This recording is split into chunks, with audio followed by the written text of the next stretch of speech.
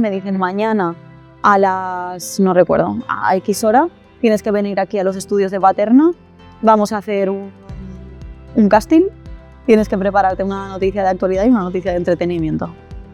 Y mañana nos vemos, entonces tuve 24 horas para preparar mi debut televisivo. Entramos, estaban los dos solos en silencio, la mamá estaba en el sofá, recién parida, había dado a luz a un bebé fallecido y la imagen eran las persianas bajadas, llorando, en cámara y yo llorando, sin... Te sabe mal preguntar de más, te sabe mal preguntar de menos. Pasamos el primer filtro, había 2. Y yo estaba con 39 de fiebre el día que quedamos. Y me pasó un poco lo mismo que con la tele, dije, o voy con todo y me contratan y llegamos a un acuerdo, tienes que ir, Andrea. Entonces me dopé, todo lo que me duché, me puse todo lo mejor que tenía en ese momento, me dopé muchísimo y me fui con muchísima fiebre a hacer la entrevista. Nadie notó nada y me quiero.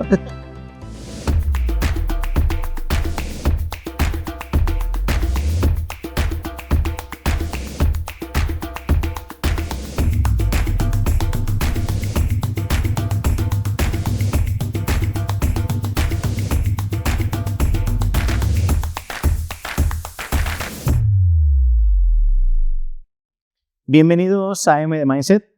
Hoy tenemos una persona que me está ayudando a mejorar mis dotes de comunicación. Es periodista de aquí de Castellón, ha pasado y tiene una trayectoria profesional que ha pasado por cuando una persona está estudiando donde sueñan, ¿no? Y hoy vamos a conocer un poquito más su historia y eso. Andrea, bienvenida. Andrea Jarque. ¿Qué tal? Muy bien. Muchas gracias por invitarme a M de Mindset y a este estudio que has hecho tanto y tan chulo. Yo, primero que nada, Andrea, me gustaría pedirte que te tomes la confianza de decir, esto me lo hubieras tenido que preguntar de esta forma, ¿vale? Vale. Actualmente, Te puedo ir corrigiendo sobre la marcha. te lo pido, por favor. Estoy aquí para aprender y para conocer un poquito más de tu historia y eso, que lo disfrutemos. Eso es lo más importante. Bueno, tú en esas clases que hacemos siempre dices que me prepara un poquito la entrevista, Sí. que es un poco ese brainstorming que hemos hecho antes de empezar y darle al play. Y la estructura, pues hemos pensado en que la gente te pueda conocer un poquito más. Actualmente estás trabajando en Radio Castellón, ¿no? Llevas los matinés desde hace más de 3 años. Sí. Estás 3 horas, 4 en directo. Hora 40, casi 2 horas. Casi 2 horas. Cada día, de lunes a viernes, que ya es. Sí, sí. Llenar 2 horas de programación en la provincia de Castellón tiene lo suyo. Totalmente, totalmente. Entonces, antes de hablar un poquito más como a qué te dedicas y qué es lo que actualmente estás haciendo y de varias preguntitas que hemos preparado, me gustaría conocerte un poquito más en profundidad, pues de dónde vienes, en qué momento dijiste voy a estudiar periodismo y que nos cuentes pues eso que a veces pues en la radio no tiene cabida por tiempo y por contexto, pues que hoy nos lo puedas contar. Pues mira, yo tengo el corazón partido, que se dice en estos casos. Soy de Alquerías, he vivido toda la vida en Burriana, tengo familia en los 2 sitios, entonces tengo ahí un poco el corazón partido, pero yo siempre digo que son de Les Alquerías, como mis abuelos. Creo que desde pequeña, si no lo sabía, lo manifestaba. Quería estudiar algo que tuviera que ver con la escritura. A mí siempre me ha gustado mucho escribir, escribía mucho de pequeña, tengo un recuerdo muy bonito de mi abuelo, estaba en casa de mi tía, no sé qué estaría escribiendo, la verdad, y mi tía Lolín me dijo, esta chiqueta escriu molt bé, igual que el yayo, segur que es algo relacionado con la escritura. Y me lo decían mucho de pequeña, me gustaba mucho contar historias, siempre he sido muy de hablar. Fui creciendo y pensé, no puedo ser una escritora de bestsellers así de la nada, que es lo más parecido a comunicar, a escribir, el periodismo. Entonces empecé a enfocarme en el periodismo, siempre me ha gustado mucho estar informada y pues fue mi primera opción, la carrera que hice y pues la verdad que estoy muy contenta de formar parte del mundo del periodismo. O sea que tu aspiración era más por la banda escritora, ¿no? Siempre, lo que pasa es que luego me pasó que descubrí que el periodismo puro y duro de literatura no tiene tanto. A mí lo que me gustaba era escribir.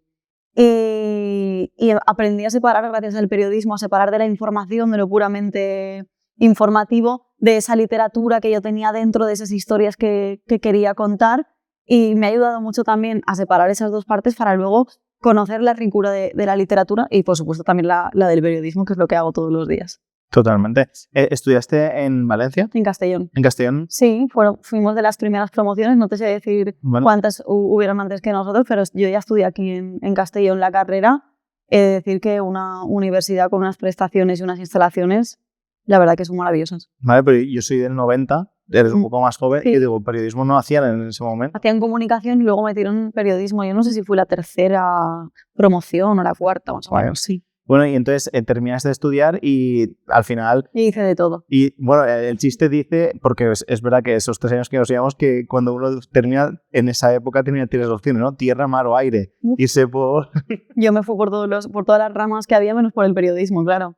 Vendí impresoras, llamaba puerta por puerta a las empresas a ver si me cobraban impresoras, era comercial mientras me salía algo de periodismo. Trabajé en una fábrica de azulejos, de peón, con mis zapatos de seguridad, pasando frío en invierno, calor en verano. ¿Le cuesta verte? Sí, con el uniforme. Y ahí aprendí también un poco el sacrificio, porque recuerdo trabajar en la fábrica cobrando súper poco, que cobraba 800 euros al mes.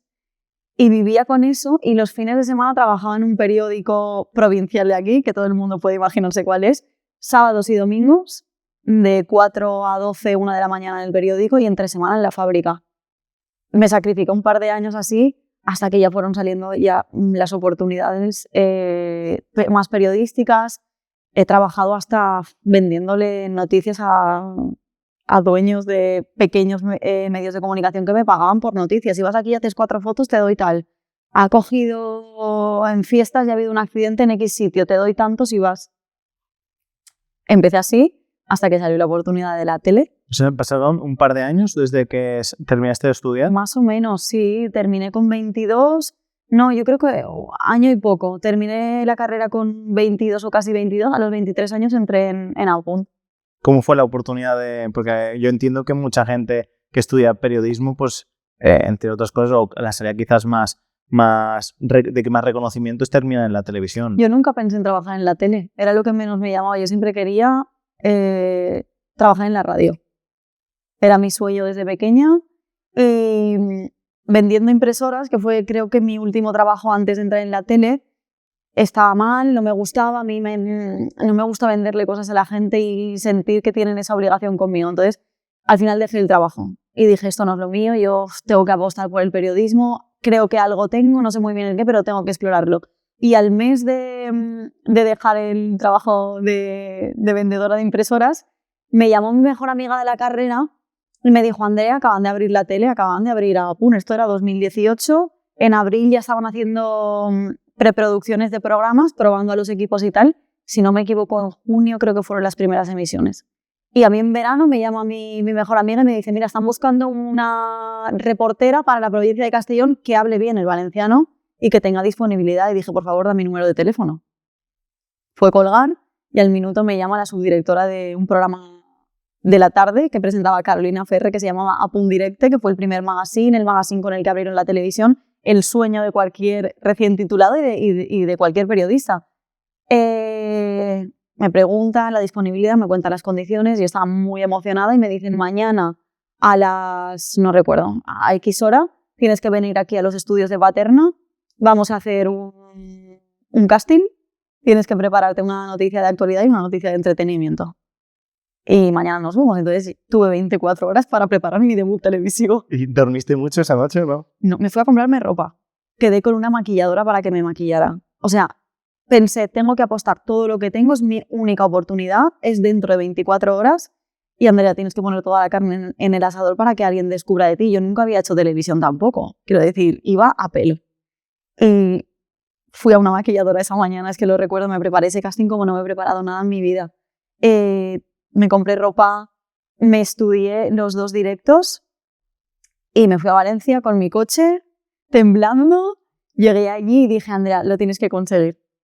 Y nada, entré en una sala completamente vacía, con un cámara y con la subdirectora del programa mirándome. Y el cámara, según lo que yo iba haciendo en el directo, me iba siguiendo, pero era una historia imaginaria.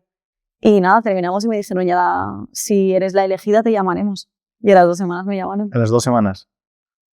O sea, que te lo hicieron ganar, ¿no? Estabas en tu casa. Me dijeron que había varias personas, ahí había que pasar varios filtros, el filtro del programa, el filtro de cadena, y el filtro del lingüista, porque es una televisión autonómica en valenciano y el idioma era muy, muy, muy importante que controlaras bien el valenciano.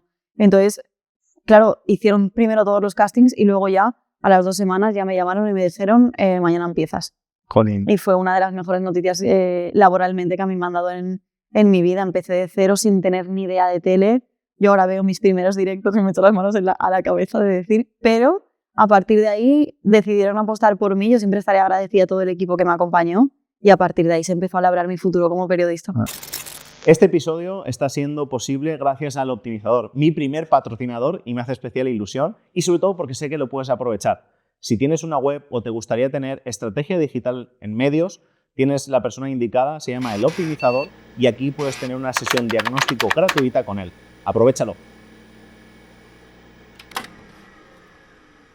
En ese caso tienes 24 años, ¿no? Cuando empezaste. 23 tenía. Era en verano, empecé en verano, 23. Me faltaban 6 meses, 7 para cumplir 24. Qué chulo. Y antes de que nos continúes hablando de cómo fue esas primeras, o sea, que hiciste al principio en ese magazine, hablemos de lo difícil desde mi punto de vista, ¿no? De todo el mundo, yo también parlo valencià a casa meua, pero no hacemos el valenciano correcto. ¿Cómo? Porque en tu casa hablabais valenciano ya. Tengo mi padre habla en valenciano, mi madre habla en castellano. Y mi entorno, la mayoría de gente hablamos valenciano, pero hablamos un valenciano como así bien de poble. No es un valenciano normativo, no es un valenciano que se rige bajo ninguna reglas lingüísticas. Me tocó empollar mucho. ¿Y en tu cabeza lo ves como un idioma? Es decir, tú puedes hablar valenciano de poble con tu padre y el valenciano de tele, o ahora mismo ya has hecho el mix y solamente hablas...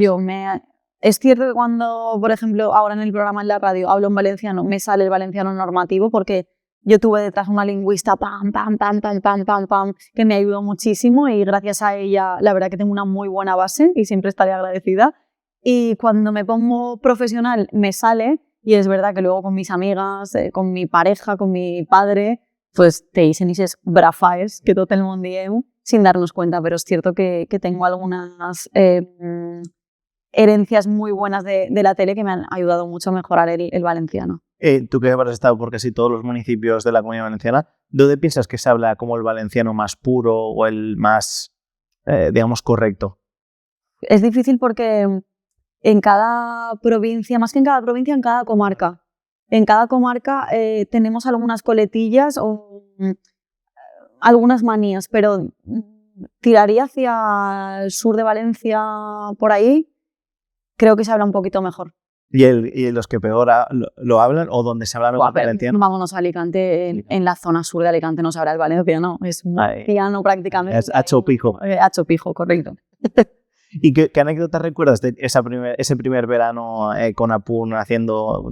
¿Recuerdas el primer sitio donde te mandaron? Sí, perfectamente. Trasládanos allí, a ver, cuéntanos. Grabábamos un reportaje por la mañana de actualidad y tenías luego 2-3 conexiones en directo por la tarde. En un día podías visitar 5 o 6 comarcas, ir desde Vinaròs hasta Morella, volver a Segorbe y acabar en Castellón, para que te hagas una idea de cómo era aquellas primeras veces de la tele. Estábamos todo el día trabajando. Y recuerdo ir por la mañana a Nules a un reportaje de unos gatos que habían atacado a una señora. Yo súper animalista. Pero bueno, era la información, había que darla. Y por la tarde me mandaron a Vinaròs, era el aniversario, las fiestas de Vinaròs, y estaba la banda de música haciendo un concierto sobre versiones originales de películas. Y yo tenía que entrevistar a los músicos y a los directores. Ese fue mi primer día. O sea, ¿lo recuerdas ahí? Perfectamente. ¿Y de eso han pasado pues ya casi 10 años? Sí. Luego me mandaron a unas fiestas, a las fiestas de Artesa, tenía que grabar un falso directo que se hace en la tele porque no llegábamos a 2 sitios, entonces falso directo como que estás allí, lo envías y tú te puedes ir mientras se emite a otro sitio. Y fue tan largo y lo hice tan mal que mi subdirectora me llamó y me dijo, esto no se puede emitir. ¿Y tuviste que volver? No. Ya. Nos quedamos sin ese tema, yo ya estaba camino a Vinaròs. Claro. ¿Y así anécdotas de que recuerdas? ¿Cuánto tiempo estuviste al final en la tele? 5 años. 5 años, wow. Sí. Ahí tus dotes comunicativos, entiendo que, y de improvisación sobre todo. Improvisación es el otro día, hace 2 semanas que tuvimos curso, estuvimos improvisando y eres maravilloso. Es que nos ha pasado de todo en directo. me he comido un COVID entero con mi cámara. Cuando todo el mundo estabais encerrados y yo estaba con un cámara en la calle contándole a la gente cómo se estaba viviendo una pandemia, familiarizándonos con palabras que nunca habíamos escuchado, confinamiento, PCRs, o sea, era todo algo nuevo. Inventamos la manera de entrevistar a gente por los telefonillos poniendo el micro y llamando al tercero y te contestaba la del tercero y salía en directo por el telefonillo, estirando palos de escoba porque ni siquiera teníamos acceso a veces a palos de micro porque estaban agotados hasta que llegaban. Atabas a una escoba a un micro y lo subías en el balcón que llegabas y la gente te contestaba porque no podías tener contacto. Es que nos ha pasado de todo. Entrevistar a una señora que se hizo viral y estar con el micro de la tele, con el logo de la tele, recogiendo las pulseras de Magdalena, que es uno de los momentos más chulos de los amantes de esta fiesta, y estar en la Plaza Mayor entrevistando a la señora. ¿Cuántas pulseras tienes? Pues mira, agarra para la furgoneta. Y en medio del directo, la señora quedarse en blanco y decir, ¡ah, que esté en la tele! ¡Que esté en la tele! Y la señora empezar a reírse todos descojonados, quitarse de plano y quedarme yo sola y tener que improvisar y decir, esta señora acaba de ser consciente de que está saliendo en directo a la PUN. Y de todo, de todo. Ya, es que no lo sé. Me ha pasado todo bueno y malo. Y gente que ha intentado boicotearte un directo, así de veces también. ¿Sí? Sí, sí. Te quería hablar por la parte más divertida. Lo típico que estabas en clase y te hacían la coña y salías y tenías que hablar algo y tenías que te aguantabas la risa por eso. O sea, ¿hay algún truco que habéis desarrollado? Yo no, cuando tengo un ataque de risa no puedo aguantármelo, pero creo que es más natural no aguantártelo. O sea, claro, que te salga la risa que estar intentando parecer lo que no es. Hay que ser natural en la tele, es lo que más llega a la gente. Y de la manera más buena. Recuerdo un concurso de aioli en Villarreal, una señora que se llamaba Carmen, que estaba haciendo aioli con su mejor amiga y nos contó una película que el presentador, yo, el cámara, no podíamos hablar, era todo una risa, ella misma riéndose, jajajaja, y fue tan bueno que terminamos el directo y nos llamaron de la tele, de cadena. Andrea, cógele el teléfono a esta señora que tenemos que ir a grabarle un reportaje. Y nos dio el teléfono fijo y fuimos a su casa a grabar con ella un reportaje de una receta de sepia. No se me olvidará nunca. Ostras. De aquí de Castellón también, de Villarreal. Qué bueno. Y la parte de boicot, o sea, ¿por qué era? Porque hay gente que... O sea, bueno, mira, hemos cubierto todo tipo de festivales que se hacen en la provincia de Castellón en verano, desde estar con un micro y con una pistola, no sé si era agua o era algún tipo de bebida refrescante. ¿Vale? En el ojo, en la cara, y yo contando, pues es el Arenal Sound, va a venir cabeza de cartel y pam, pam, pam. En una manifestación, recuerdo esto porque me pareció muy fuera de lugar, en una manifestación, creo que era el 20 de noviembre, el Día Internacional contra la Violencia de Género, estar en Castellón en la manifestación, todos en silencio, nosotros estar retransmitiendo la manifestación para la tele. En el momento que se escuchaban los gritos hablar, continuó la manifestación en marcha y había una mujer con un cartel que llevaba el cartel y me empezó a decir de todo en directo porque la estábamos grabando para la tele. Simplemente le estábamos grabando el cartel, no queríamos nada de ella ni le hicimos ninguna pregunta. Sois unos sinvergüenzas, esto no puede ser, estamos en una manifestación y simplemente estábamos informando y mostrando en la tele y eso me dolió, pero tienes que salir del paso. Total. Yo la verdad es que uno pues reconoce ese trabajo, pero muchas veces no se pone en la piel, ¿no? En los zapatos. Entiendo que habrás tenido momentos pues, como el que tú comentabas del aioli este Villarreal, que momentos muy divertidos, pero también a veces te habrá tocado anécdotas así, o a veces retransmitir o anunciar ciertas noticias, entiendo que muy duras. ¿Sabrías darnos ese contraste de lo más chulo a lo más duro que te ha tocado vivir? Lo más chulo siempre son fiestas, pueblos, cuando te toca hacer cosas en tu pueblo. A mí cuando me mandaban a las alquerías o a Burriana y encima había alguien que yo conocía, para mí era una fiesta, era estar con la gente que quieres, darles ese espacio en la televisión pública y era algo que me hacía muchísima ilusión. Cualquier fiesta, y sobre todo directos con gente mayor que te contaba cosas de su vida y sabían cogerte el corazón. Eso es lo que más me gusta. Después cuando en las fiestas te hacían montarte en sitios, he hecho directos desde avionetas, en barco, todo lo que te puedas imaginar lo hemos hecho en la tele y eso para mí era tener el día redondo. Y después hemos contado cosas muy duras. Yo recuerdo mi primer parricidio, en Castellón de 2 niñas pequeñitas. No sé si, seguro que todo el mundo se acuerda, el caso de las niñas mariposa, voy a decirlo así porque seguro que todo el mundo recuerda la historia de su mamá, que ahora vive en Madrid, tener que ir al sitio donde acababa de pasar, donde estaba Guardia Civil, donde estaba todo el mundo, y tener que buscar la información de los vecinos, que te podían contar los vecinos para que tú pudieras luego contar la noticia fuera de amarillismos, pero saber un poco lo que había pasado. Entonces, lo recuerdo muy duro. Eso muy duro. Recuerdo también un reportaje que hicimos, que nos tocó ir a casa de una pareja en Vinaros muy, muy, muy joven. Tendrían 20 años, 21. Acababan de perder al bebé por una negligencia en el parto. Ellos querían contar su historia en la tele porque querían que se diera voz, querían tener todos los justificantes posibles para luego en el procedimiento legal ver lo que había pasado y para que nadie le pasase lo que a ellos les había pasado. Entonces nos esperaron en su casa, entramos, estaban los dos solos en silencio, la mamá estaba en el sofá, recién parida, había dado a luz a un bebé fallecido y la imagen eran las personas bajadas llorando, en cámara y yo llorando, sin... Te sabe mal preguntar de más, te sabe mal preguntar de menos, y eso que sales de un sitio y estás sin hablar con el compañero un buen rato, de decir, wow, ¿qué acabamos de vivir? En algún momento tiene que costar, claro, diferenciar tu profesión de tu humanidad, ¿no? Es decir, ponerte en la piel de esta familia. Cuesta mucho, sobre todo cuando estás con la persona protagonista de esa historia. Pero es cierto que, esto a lo mejor suena mal lo que voy a decir, pero nos acostumbramos muchas veces a contar tragedias como quien cuenta días de la semana. Yo puedo hablar en la radio ahora de muertos todas las semanas o de fallecidos, y a veces lo dices y dices un titular o cuentas una información y luego tú te paras a pensar y dices, claro, estoy hablando de gente que tiene familia, habrá un duelo detrás, y lo cuentas como algo más, y entonces en esa parte te deshumanizas. Yo creo que también por supervivencia, porque si te diera pena todo el rato todo lo que estás contando no podrías ser periodista, pero si lo piensas fríamente...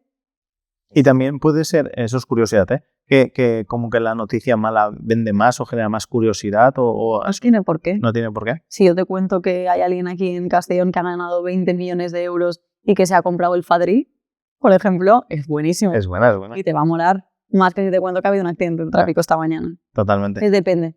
Claro, es que muchas veces siempre se asocia como que las noticias, pues el típico libro de autoayuda, ¿no? De decir, mejor no enchufes las noticias, porque normalmente la tendencia es que haya más noticias negativas o pesimistas que esperanzadoras. ¿Qué es noticia? ¿Qué es una noticia? Buen punto. No es una noticia, es un suceso, ¿no? Es un suceso de algo diferente. Poco habitual, diferente. Puede ser negativo o puede ser positivo. Pero, claro, noticia es algo que no pasa habitualmente todos los días. Cuando algo pasa todos los días, deja de ser noticiable. Claro. Pues lo típico que, antes que has comentado el COVID, ¿no? Que me gustaría también que nos contaras alguna anécdota. Llegó un momento que al principio, pues el típico cuando anunciaba Fernando Simón, me he venido a pensar en las cejas. ¿El número de contagios? El número de contagios, el número de muertos, que ya no era noticia porque todos los, ¿sabes? Ya era lo que tú dices. Actualizar la cifra, te acostumbrabas. Claro, al principio yo recuerdo cuando salió el presidente del gobierno que decía 10 contagios a los días, 10.000, y luego ya era actualizar cifras. Yo hacía un directo todos los días actualizando la cifra de la provincia de Castellón. Justo. Y me acostumbré también a decir cifras de contagiados y de fallecidos. Justo además cuando estamos grabando esto, está pasando ahora mismo... El antivirus. El antivirus. Fernando Simón ha dicho que no pasa nada. ¿Tú te lo crees o no te lo crees? No, yo por la secuencia de lo que estamos viendo, nada tiene que ver con el COVID. El COVID iba muy, muy, muy rápido. Creo que yo no soy sanitaria, no soy creo que nadie para poder hablar sobre ello, pero creo que los protocolos son diferentes y creo que también el tema del contagio y demás no tiene nada que ver. No hay que alarmar y hay que hacer caso sobre todo a los expertos, que esto es muy, muy importante, y a los medios de comunicación, que son los que tienen la información veraz, que es muy importante. Cuéntame el COVID, anécdotas de decir, ostras, claro, porque vosotros estáis por ahí, pero está todo cerrado y tenéis que ir buscando noticias. Pues mira, te puedo contar todo lo que te vas a imaginar y más. Mi compañero José y yo, era el cámara y yo la periodista, nos queríamos muchísimo, pero yo creo que gracias a vivir al COVID se ha hecho un lazo entre nosotros que no, la conexión que tenemos José y yo es inexplicable de las cosas que nos tocó vivir. Llevábamos en el coche, la parte de detrás, todo lo que te puedas imaginar para todo lo que nos pudiese pasar. Ir al baño, quedarnos tirados, comida, maleta, todo. Llevamos de todo porque nos podía pasar de todo y estaba todo cerrado. No había nada abierto. Aprendimos a aparcar en la puerta de un portal y llamar a algún restaurante de comida rápida y decir el número del portal como si fuésemos vecinos. Claro. Y cuando llegaban, bajábamos del coche y recogíamos la comida porque no la podíamos comprar de otra manera. Entonces vivíamos cada día en un sitio. Nos pasaron muchas cosas duras, pero también muchas cosas graciosas. Ya sabes que, sobre todo, los españoles somos muy de buscar la trampa. Y recuerdo que nos hacían hacer muchas conexiones en directo con la policía, con los controles. Hablabas con la policía de Vila-real. Este caso es de Vila-real, así que os cuento el de Vila-real. ¿Dónde vais a estar esta tarde? Somos de la tele. Pues mira, vamos a estar en la rotonda de los Cines Sucre, controlando que nadie entre y salga de la población sin el justificante permitido. Vale, pues esperamos allí, vale. Y tanto la policía como la UME también, nos respetaban mucho los tiempos de la tele, nos esperaban, nos dejaban grabar con ellos y sobre todo nos daban la información para que en ese momento los telespectadores pudieran estar informados. Yo creo que era de vital importancia. Es que no teníamos nada mejor que hacer. Correcto.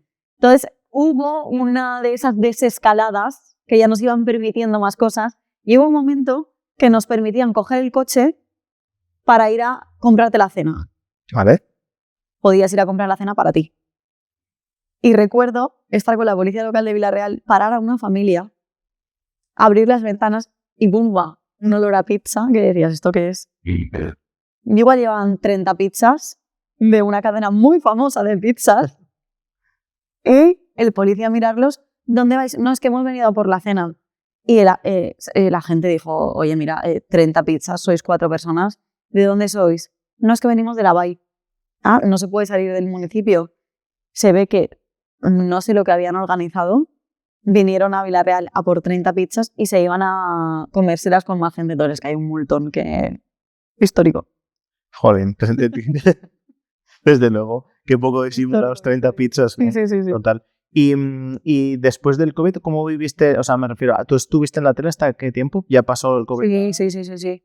Hasta 2023. Bueno, entonces en la radio llevas ya 3 añitos. Y medio, sí. 3 años y medio. Muy bien. ¿Cómo fue ese impasse de Apun a Radio Castelló? Pues me llamaron desde Radio Castellón para contarme que se iba a quedar un hueco libre en el magazine de las mañanas, que es el que yo hago en el Hoy por Hoy Castellón, que habían visto mi perfil por redes sociales y demás, buscaban a alguien que se conociera muy bien la provincia de Castellón y yo en la tele me hice un máster en la Terreta y que si podíamos hacer una entrevista.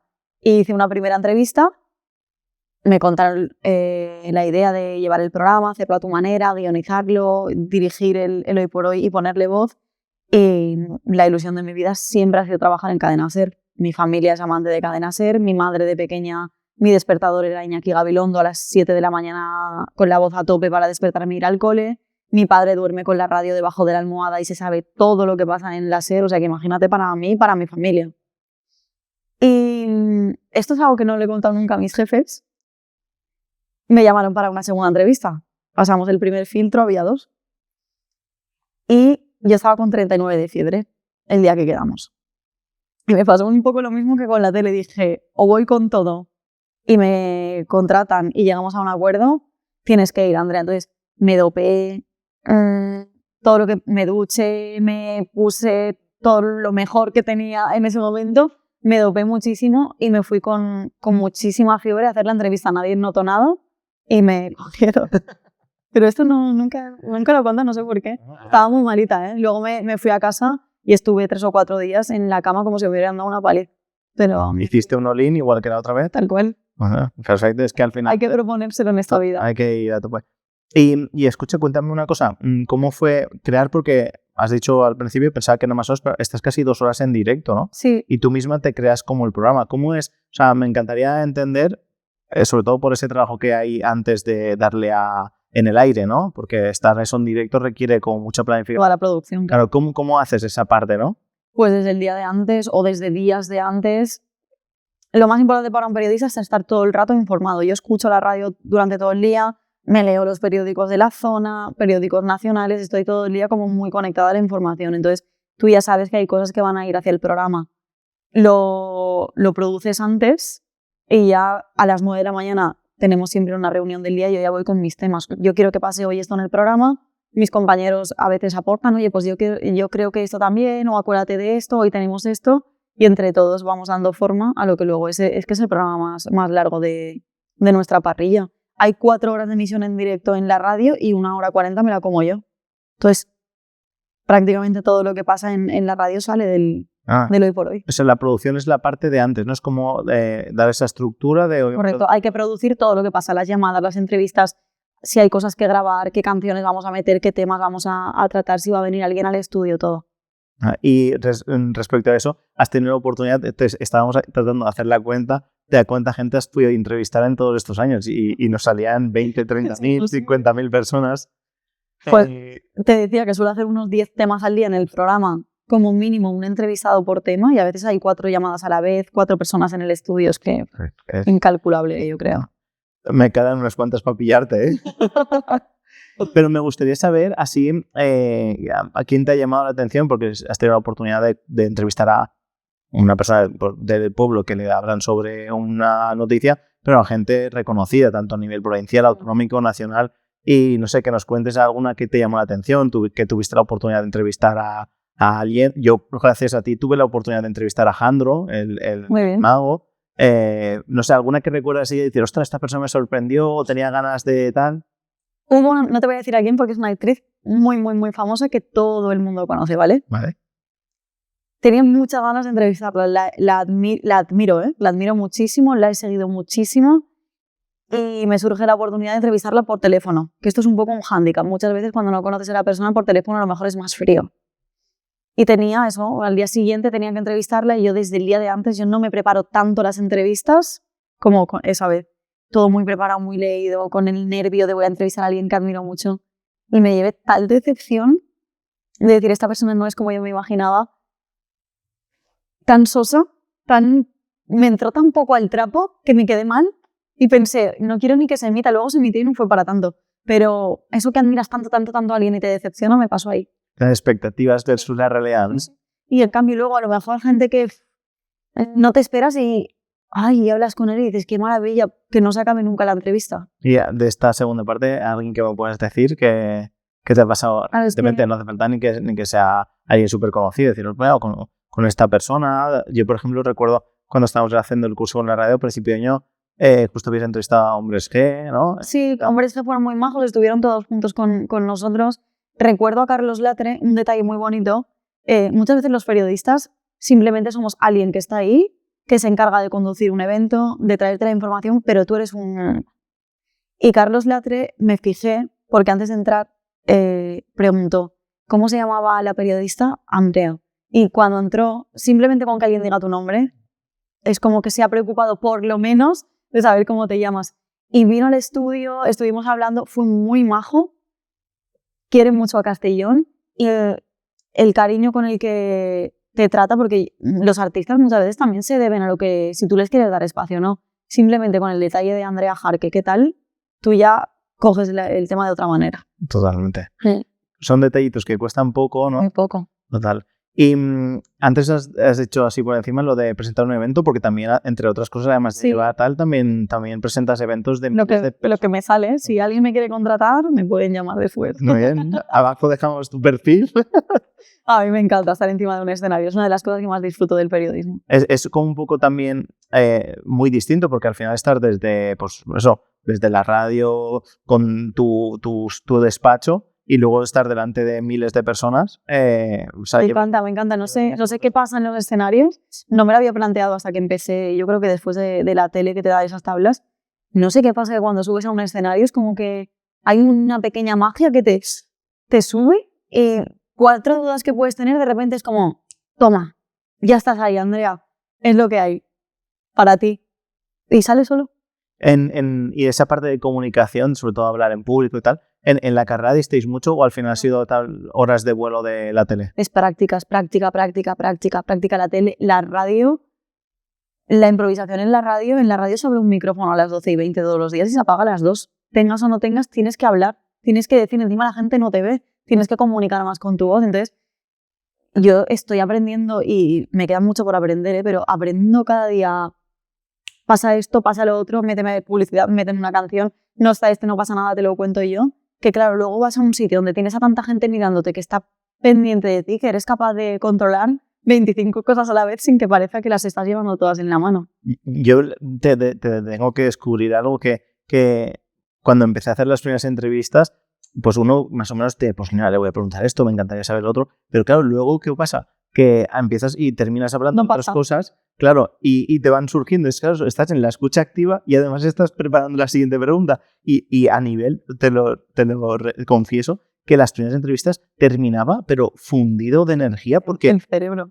Claro, porque estás con una atención tan plena que eso también se entrena, por lo visto, porque se entrena 100%, la comunicación se entrena. Pero es verdad que si tú te metes en la conversación con la otra persona, las preguntas que tú le puedes hacer interesantes también lo van a ser para quien te está escuchando. Entonces yo creo que te tienes que meter, nunca te tienes que fijar tanto en el guión y dejar de escuchar a la persona, porque cuando entrevistas a alguien, si dejas de escuchar, se pierde ahí ese hilo y estás perdido. Sí, que muchas veces más que por buscar la noticia, podemos buscar ese salseo o que nos diga algo concreto y se pierde esa conexión, ¿no? Totalmente. Yo admiro muchísimo el trabajo que hacéis porque a veces en 5 minutos tienes que encontrar ese clímax, esa confianza, y a mí a lo mejor me cuesta... A veces no pasa, Bueno, no sé.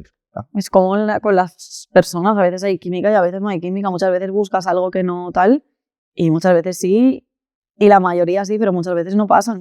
Pero igualmente, al menos lo tienes que provocar. Yo, por ejemplo, pues me voy creciendo porque alguna vez le damos ahí al play, pues uno ya va cogiendo. Pero vosotros lo tenéis que hacer en...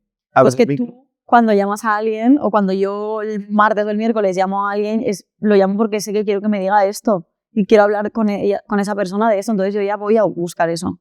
Si hablamos de comunicación, porque creo que es una soft skill de estas que llaman, ¿no? Decir, pasamos, igual que el terreno financiero, donde a mí me toca más de cerca, pasamos por la universidad o por el colegio sin desarrollar esas dotes comunicativas y sabemos que es imprescindible para la vida porque es transversal a todas las áreas, ¿no? Me gustaría preguntar a una persona que se dedica profesionalmente a ello, cómo uno puede aprender, mejorar, potenciar, porque esto es como todo. Habrá una parte de talento innato y habrá una parte que se entrena como todo, ¿no? Tú lo has dicho, entrenando, practicando, focalizándote y viviendo situaciones reales. Yo creo que el periodista no aprende a ser periodista hasta que no termina la carrera y se pone a trabajar. Y te vas formando, ¿eh? Y yo descubro cosas todos los días y esto no lo tenías que haber hecho así, esto intenta mejorarlo así, pero hasta que tú no te pones a practicar y no te ves, que esto es algo que yo hacía mucho, yo trabajaba en la tele, el programa duraba 4 horas y yo me veía todos los directos, los reportajes en bucle y veía a mis compañeros que tenían mucha más experiencia que yo, intentaba copiar algunas cosas, coger algunos recursos suyos hasta que tú te vas dando forma y tienes tu propia marca y tienes tu manera de hacer periodismo. Yo hago algunas cosas en el programa que luego se pone otra persona a hacer el mismo programa y no las hace igual, pero tienes que encontrar el hueco, verte, escucharte y ser crítico contigo mismo. Yo lo he sido mucho y lo paso muy mal por intentar ser muy, muy, muy perfeccionista. Entiendo que uno puede ir siempre mejorando, pero al final uno con lo que sale, lo que tú dices, ¿no? Sales de la uni y te pones y luego las horas de vuelo... Tú sales de la uni y no tienes ni becha. O sea, no sabes escribir una noticia, no sabes ponerte a mirar a una cámara y contarle algo, no tienes ni idea, ni sabes cómo tienes que tratar a un entrevistado ni de dónde tienes que sacar la información. Pero es que lo tienes que aprender en el día a día y te tienen que salir 10 cosas mal y entonces aprendes una buena y te la guardas para ti. No.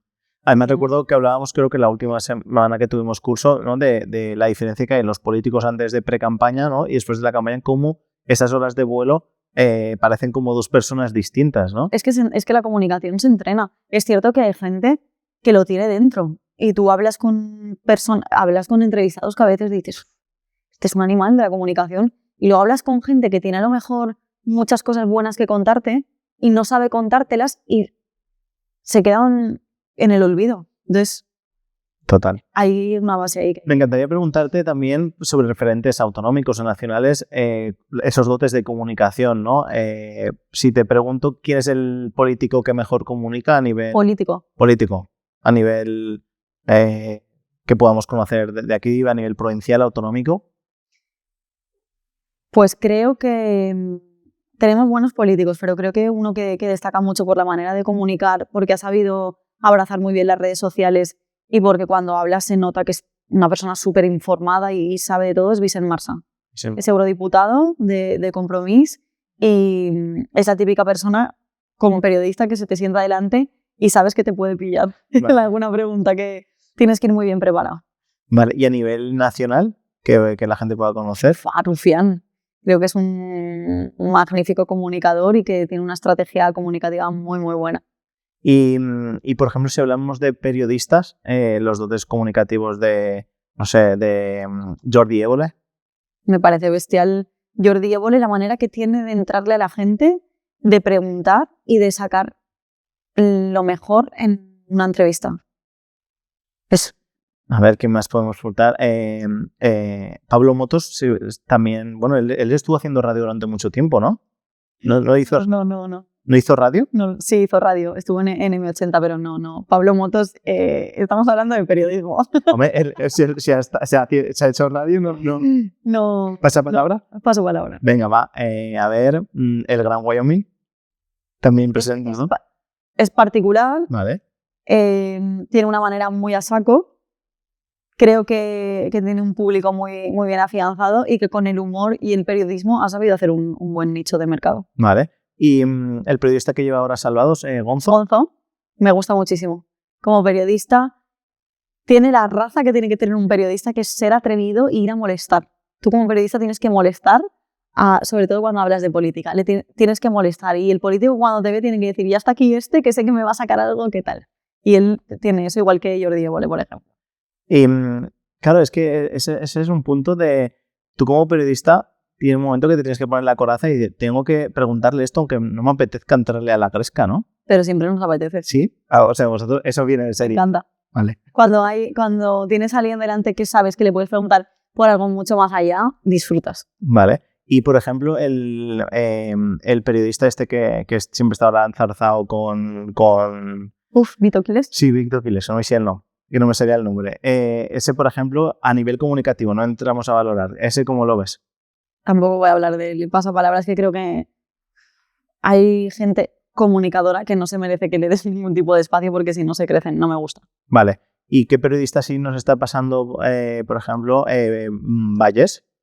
Bueno, pues es una figura de toda la vida, un buen comunicador, sabe como presentador de informativos muy bien, pero mira, por ejemplo, maneras de comunicar que a mí me gustan. Carles Francino tiene una manera dulce pero que ataca, que lo admiro muchísimo porque parece que lo haga suave, pero dice unas verdades como puños.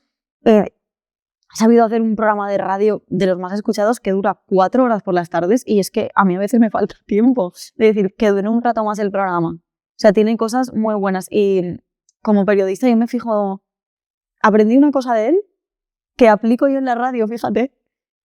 Una vez le preguntaron sobre algo en una entrevista, no me acuerdo quién era alguien muy formado en alguna materia y él dijo, pues no lo sé.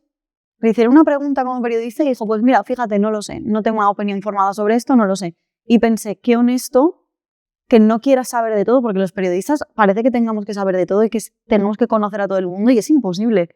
Y yo lo hago. A veces me preguntan cosas en antena, pues no lo sé, no estoy formada en esto, no pasa nada. Y me pareció tan honesto que es una de las cosas, por ejemplo, que a mí me hacen quedarme esa naturalidad. José Luis Astre me gusta mucho. Para los jóvenes y no tan jóvenes, hay una comunicadora en redes que me gusta muchísimo, que estudió Derecho, que presenta muchas cosas y demás, que es Inés Hernán, que es sobre temas de actualidad, sabe contarlo con un lenguaje muy coloquial y muy juvenil que llega mucho, y creo que es un muy buen referente también hoy en día. Buenafuente. Buenafuente me gusta mucho. Como improvisador, ¿sabes que Buenafuente y Berto no tienen guión en sus podcasts? No sabía. Pues no. O sea... Nadie sabe nada. Claro, por eso se llama así, ¿no? No lo sé, pero nadie sabe nada. Y alguien, por ejemplo, me ha venido a la cabeza, lo que pasa es que no me acuerdo el nombre, que se metía en unos fregados y como periodista hacía reportajes de que lo asesinaron en África, era Navarro, no me sale el nombre, no sé si lo ubicas. Sé quién dices, pero no te sé decir yo ahora mismo el nombre, pero sí hay muchos así, ¿eh? Y mucha gente que después de los conflictos estos es incapaz de hacer otro tipo de información. Y por ejemplo, la gente de periodistas que van a la guerra y demás, ojo, ojo. Sí, es gente muy admirable que se va a una guerra, que no le importa nada más y que está allí solo para que nosotros conozcamos lo que está pasando alrededor del mundo. Y eso es muy, muy, muy admirable y de muchísima valentía. Totalmente. A ver, te preguntas sobre la comunicación. ¿Me estoy olvidando algo, profe? Yo creo que no. Sí, ¿no? Estamos hablando mucho de comunicación, de periodismo, sí. Política. Vale, y también, bueno, quería felicitarte que en breve, bueno, yo me enteré hace 2 semanas que te vas a casar. Sí. ¿Vale? En un año, más o menos, ¿no? Dentro de un poco menos, 5 meses. Muy bien, un poco menos. Y también pues aprovechar de hablar un poquito de tu situación, de tu relación, porque muchas veces, pues, bueno, es la primera vez que tengo la oportunidad de hablar con alguien homosexual que se va a casar y un poquito pues que me veas alguien que salga de un poble, ¿no? De cómo fue eso, cómo fue decírselo a los padres, cómo lo has llevado y que nos cuentes un poco esa parte, ¿no? Pues yo siempre lo he llevado con muchísima naturalidad. No he tenido ningún problema con nadie, ni con mis padres, ni con nadie de mi alrededor. Solo tuve una pequeña anécdota, pero fue por mí, que fue con mi abuela. Mi abuela Lola falleció hace 5 años. En aquel momento, cuando yo empecé ya una relación con una chica un poco más en serio, me daba mucha vergüenza decírselo, porque pensaba, mi abuela tiene 90 años, es una mujer de pobre de toda la vida, de andar a la misa, y qué pensará de mí mi abuela, si la voy a dar un disgusto, si la voy a decepcionar, y me iba como yo metiendo esos mensajes dentro de mí. Entonces yo iba haciendo mi vida como al margen de mi abuela. A lo mejor me fui a vivir a Castellón, no iba tanto a verla porque ya no estaba cerca, y no ven saboren, ya, es que tengo mucho trabajo, estaba en la tele, y no ven saboren, esa chiqueta. Al final mi abuela creía que me pasaba algo con ella, que estaba enfadada, notó esa distancia, y yo, claro, hubo un día que dije, tengo que decírselo, tengo que ser sincera con mi abuela. Además, mi abuela y yo hemos tenido siempre un vínculo mucho más especial que con alguien. Y yo sabía que mi abuela sabía que algo pasaba, pero no tal. Hasta que un día fui a su casa y estábamos en una comida familiar con ella. Y le dije a mi prima, Candela, me tienes que acompañar que le voy a decir a la yaya lo que pasa. Y llegamos a su casa, o sea, la llevábamos a mi abuela de la comida, la dejábamos en casa y entramos con ella, se sentó en su mecedora habitual y yo me senté delante de ella y me puse a llorar. Y mi prima de verme lloraba también. Y mi abuela lloraba de vernos porque pensaba que pasaba algo malo. ¿Y qué pasa, Andrea? ¿Qué pasa, Andrea? Yo no era incapaz de hablar. Y le dije, yaya, que yo estoy con una chica y que me he enamorado de una chica. ¿Eso es tan mal? Me dijo. ¿Tú eres feliz? Es que no se me va a olvidar nunca la conversación. Le dije, sí, yaya. Pues a eso es a lo único que a la yaya le importa. Y entonces, claro, me dio un abrazo y yo entendí que mi abuela estaba por encima de lo que pudiera yo pensar, de lo que pudiera todo el mundo decir, que la felicidad de su nieta, que era yo, estaba por encima de todo y que mi abuela iba a estar conmigo toda la vida. Y a partir de ahí, pues mi abuela me ha acompañado hasta que faltó en todo lo que me ha pasado a mí en mi vida, bueno y malo, y me dio una lección muy, muy bonita, que muchas veces tenemos prejuicios nosotros mismos que no deberíamos tener. Y lo bien que dormí esa noche y lo feliz que dormí. Luego me arrepentí mucho y le pedí mucho perdón, ya perdona por este año no haber compartido contigo ciertas cosas, pero ella lo entendió, claro. Y además de tu abuela, ¿has percibido o percibiste en su momento cuando lo anunció, se dio a conocer algún tipo? Porque yo de forma cercana no tengo alguien que tenga una relación así. Entonces quiero como entender el termostato financiero, el termostato social de... Yo, Ernest, voy antes con la... Yo veo a veces que hay en ciertos ambientes que te puede dar reparo decir mi novia, mi mujer. Yo lo digo de primeras, porque a mí es mi vida, es mi relación, yo me voy a casar con una mujer, soy la más feliz del mundo y creo que eso está por encima de todo. Yo, mi novia, mi anillo de compromiso con Andrea. Andrea al cuadrado. Andrea al cuadrado. Y no tengo ningún tipo de problema con... Nunca lo he tenido, ¿eh? Y creo que mis padres me han enseñado mucho eso, a ser muy libre, a priorizar lo mío primero y a tener unos valores y estar por encima de quien quiera pensar lo que quiera. sea, en mi familia nunca nadie ha pensado, pero ni sobre mí, ni sobre nada. Creo que he tenido la suerte de crecer en una familia que está por encima del bien y el mal. Eso es maravilloso y entiendo que al final también es todo multifactorial. Una cosa es desde casa, pues esa libertad, esa autoestima que te dan de mostrar del mundo tal y como eres, y eso es maravilloso, pero a la misma vez la sociedad realmente es tan abierta como nos hacen creer. Yo me doy cuenta muchas veces, no es que he venido con mi novia, yo no digo pareja, yo digo mi novia. ¿Por qué tengo que decir pareja o por qué tengo que esconderlo un poco? A mí me sabe mal, creo que el colectivo LGTBI muchas veces ha estado silenciado y muchas veces ha tenido que callarse muchas cosas. ¿Por qué?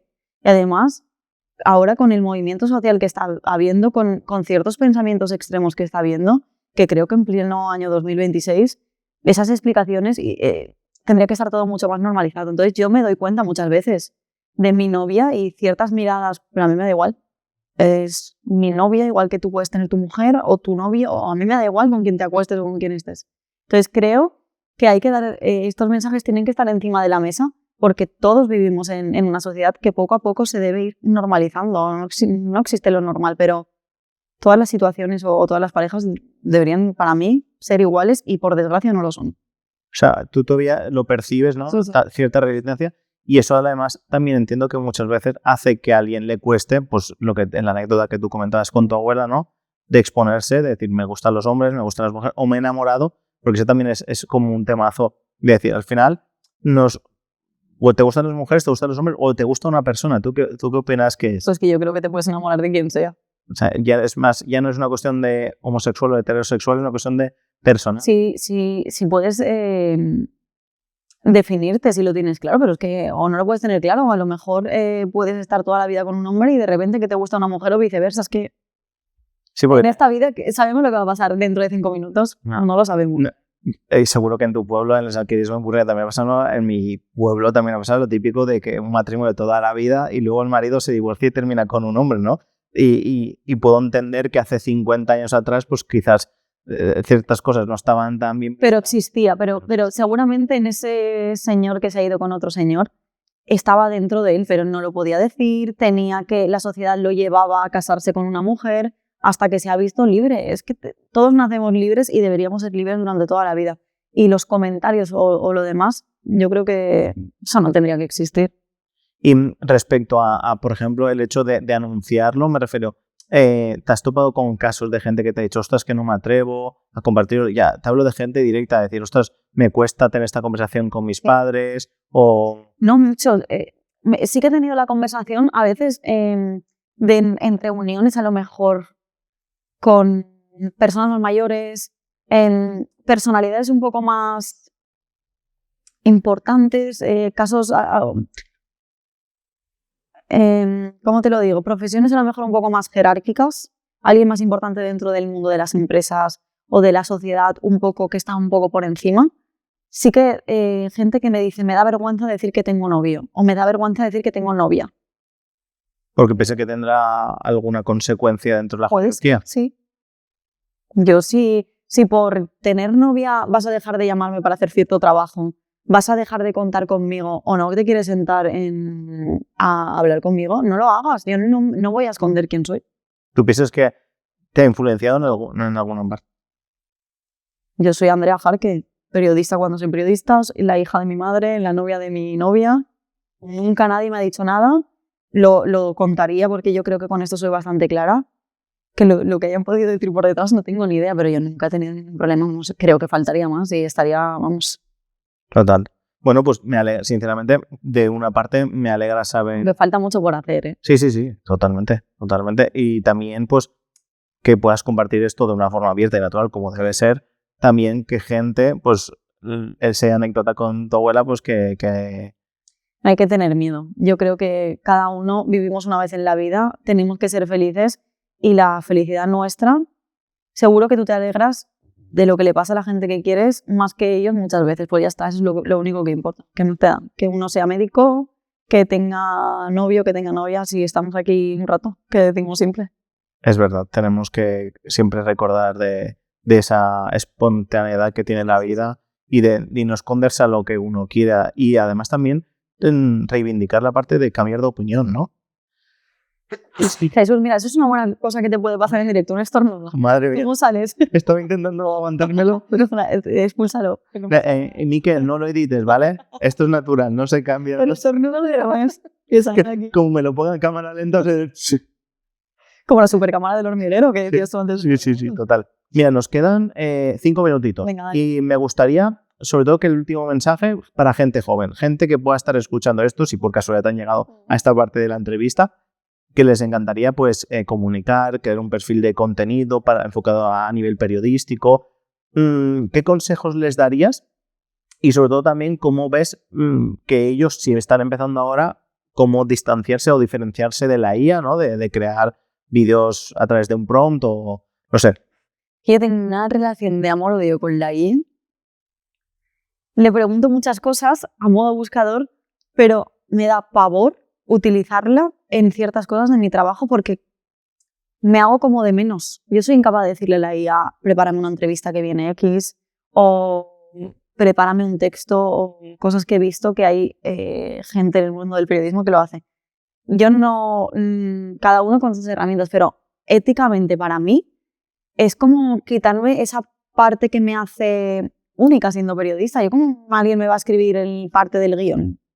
Pero, por ejemplo, me viene a la cabeza compartirte. Si a través de Notebook LM, que por ejemplo es una herramienta fantástica, que es como una IA capada, solamente es de la información que tú le metes, ¿vale? No busca por todo Internet. Limites los 100 programas, los últimos 100 programas de radio del matinal. Le metes todo ahí, sabe cómo piensas, sabe cómo te expresas, sabe incluso tus coletillas y hasta tus tics, ¿no? Si ahí le dices, mira, estoy pensando en hacer, viene tal persona y estoy pensando en hacer tal. Tú que conoces todo lo que yo hago, ¿cómo lo harías tú? Tú sabes para mí lo chulo que es mañana viene Ernest Roca y estar un rato esta tarde buscando información tuya, sabiendo cosas y pensando qué pregunta le puedo hacer yo a Ernest que no le han hecho en ninguna entrevista. Yo creo que la IA eso no me lo va a dar. Vale, eso entiendo que es esa, pero porque tú tienes ese propósito y esa alma periodista de realmente... Pero es que creo que realmente quienes somos periodistas somos así. Yo me he pasado muchas veces con mi compañera de informativos 10 minutos delante del ordenador, este titular no nos gusta, ¿cómo le podemos dar la vuelta a este titular? Claro, yo también puedo copiar el titular y decirle a la IA, mejóralo. Pero es que no lo voy a hacer, es que me niego, es que no... Entonces, ¿para qué estoy yo? Tú también puedes ir a la IA y decirle, esta mañana ha habido una colisión de 3 personas en la Nacional 340 en Villarreal. Prepárame una noticia. Tú tendrías la noticia. ¿Qué te diferencia de mí? Sí. Yo nunca lo haré. Eso lo habla con Rosario Raro, que colabora muchas veces con vosotros, que... Seguro que piensa como yo. Bueno, lo hablaba sobre todo que la gente que habéis empezado antes, está el factor de que tú empezaste pre-IA, es decir, que tú ya tienes esa esencia, esa alma que has podido demostrar. La gente joven, y si quieres terminamos con ese mensaje esperanzador y de cómo lo harías tú si volvieras a empezar, por desgracia o por suerte, cada uno que lo vea como quiera, ya no ha podido demostrar que por sí sola... ¿Cómo que no? Bueno, en este caso siempre está la duda, es como decir, yo ahora he sacado 3 libros. Uno siempre puede tener la duda de cómo... Nunca vas a poder expresar tus sentimientos en un libro. Nunca vas a poder expresar de verdad eso que te hace diferente en un guión de un programa de radio o en una entrevista. Yo si te hago una entrevista, Ernest, soy capaz de emocionarte si yo saco las preguntas y si yo converso contigo. Si yo leo un guión de la IA, vamos a pasar sin pena ni gloria. Estoy totalmente de acuerdo con eso. Entonces creo que la gente joven está bien que tenga esa herramienta, está muy bien que haya una inteligencia artificial, por ejemplo, que te ayude a tener la información y a decirte, toma, esta es la información que he encontrado, está muy bien. Encárgate tú de contrastar que esto es verdad, pero dale forma a tú. No me lo des todo hecho. No es si tú que acabáis de salir de la carrera le decís a la IA que os prepare la misma entrevista, os la va a hacer. Pero si voy yo y me la hago yo voy a ser diferente. Eso es lo único que engancha. Tienes que tener tu marca, ser diferente, estar todo el día informado y saber de lo que hablas. Vale, que esos son los consejos que podríamos dar para cerrar a los jóvenes, ¿no? Es decir, tuvieras una ventana para hablarle a la Andrea de hace 10 años, ¿qué mensaje le darías? Que siga por el camino currándoselo, que se informe de todo, que esté muy, muy, muy conectada y sobre todo que busque esa parte que la hace diferente, que yo creo que la he encontrado. Que la busque, que no va a estar ni el primer día, ni el segundo, ni la primera semana, pero que con el tiempo, lo que te he dicho, habrá algo que la hará diferente. Y entonces ella tendrá ese nicho, se saldrá de ese nicho y a lo mejor no destaca, pero en ese sí. Y ahí está la diferencia. O sea, al final, encontrar y ser tú mismo sería el resumen. Totalmente. Pues Andrea, me ha encantado charlar contigo. Hemos hablado de todo un poco. Espero que me sigas enseñando y compartiendo. Me sabías decir que me sigas en redes sociales. Que me sigas en redes sociales, no, eso lo doy por hecho. Y sobre todo también, pues bueno, desde Radio Castellón, la labor que hacéis de acercarnos las noticias pues del día a día, de lo que pasa por aquí. Y también pues a la gente que ha tenido la oportunidad de que ahora mismo que estamos cursando pues para mejorar nuestros dotes comunicativos y en el tema del podcast. Así que gran parte de lo que veis también es gracias a Andrea, a Jaume y las personas que nos echan una mano. Así que aprovecho para daros también las gracias. Ha sido un placer, Ernest, conocerte, estar aquí en tus estudios. Tenía muchas ganas también de estar en el podcast y que todo el mundo escuche las historias que nos traes, que la verdad que buscas historias muy interesantes y te lo ocurras mucho. Pues ya sabes, la gente que te pase por ahí que sea interesante me la mandas para aquí. Todos para acá, que entren. ¿Vale, Andrea? Muchísimas gracias. Mil gracias. A ti. Y a ti, si has estado hasta aquí, pues también agradecerte tu tiempo. Esperamos que hayas sacado, aunque sea una idea, te hayamos sacado una sonrisa y que sigas apoyándonos, pues compartiendo, haciendo algún comentario. Aquí abajo también tiene las redes sociales de Andrea para continuar su labor como periodista. Y nada, nos vemos en el siguiente. Hasta luego.